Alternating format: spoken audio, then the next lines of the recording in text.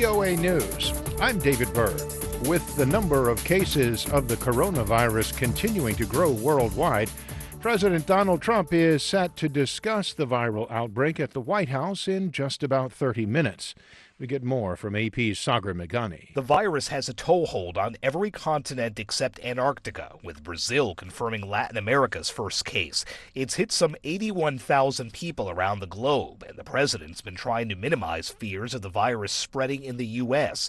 But Health and Human Services Secretary Alex Azar says the nation must be ready. We fully expect we will see more cases here in the United States. We have to be mentally prepared and also, as a government, prepared. Lawmakers on both sides are dismissing the Trump administration's $2.5 billion emergency budget request for dealing with the virus. Top Senate Democrat Chuck Schumer is asking for more than triple that.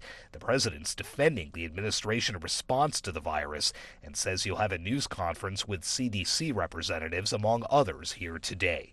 Sagar Meghani at the White House. The major Democratic presidential candidate spent the day in South Carolina courting primarily black voters. AP's Julie Walker has more. Just before Joe Biden got the endorsement of the highest-ranking black member of Congress, Representative Jim Clyburn, he told ministers he's not taking the black vote for granted and says character is on the ballot. Sometimes I wake up and I think it's 1920 and not 2020. Bernie Sanders, who's been dominating in the primaries, compared his socialism remarks to Reverend Martin Luther King Jr. This is what he said, and I quote, "This country has socialism for the rich and rugged individualism for the poor." Elizabeth Warren, Amy Klobuchar, Pete Buttigieg, and Tom Steyer also spoke about their commitment to racial justice. I'm Julie Walker. For more, visit our website, voanews.com. This is VOA News. There has been a mass shooting at the Molson Coors Brewing Company in Milwaukee, Wisconsin. The city's mayor, Tom Barrett, said the dead include the shooter, but he did not give an exact number of people killed in Wednesday's attack. Police tweeted that there was no longer an active threat, but authorities did not release details about the shooter or how the incident unfolded. At least 20 people have been killed in the Indian capital Delhi during violent clashes between Hindu and Muslim groups.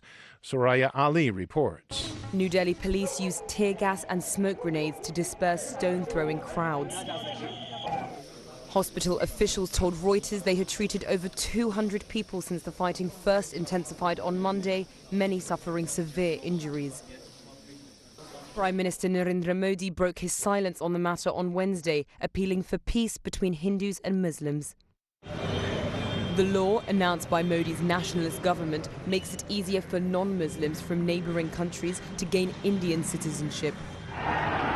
It has reignited long-standing tensions between the country's Hindu and minority Muslim groups. That's Soraya Ali of Reuters. A bombing in the Afghan capital Kabul Wednesday injured at least 9 civilians. It was the first significant incidence of violence during a week-long reduced fighting period agreed to between U.S.-backed Afghan security forces and Taliban insurgents. The Taliban swiftly denied its involvement, saying the blast seemed to be the malicious work of intelligence networks trying to create distrust. A U.S. government appeals court has sided with the Trump administration's stand on grant money for so-called sanctuary cities.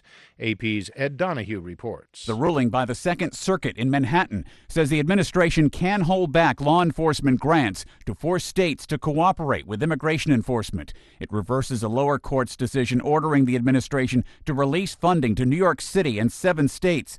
Federal appeals courts in Chicago, Philadelphia, and San Francisco have ruled against the federal government in similar cases. The Justice Department called the decision a major victory for Americans. The American Civil Liberties Union says this is the government's attempt to bully, cajole, and coerce state and local governments to participate in federal immigration enforcement. Ed Donahue, Washington. It was a mixed day on Wall Street as investors continued to be nervous about the spread of the coronavirus and its possible effect on the world economy. The Dow Jones Industrial Average dropped 0.46%, the S&P 500 fell 0.38%, but the Nasdaq gained 0.17%. For more, be sure to visit our website, voanews.com. I'm David Byrd, VOA News.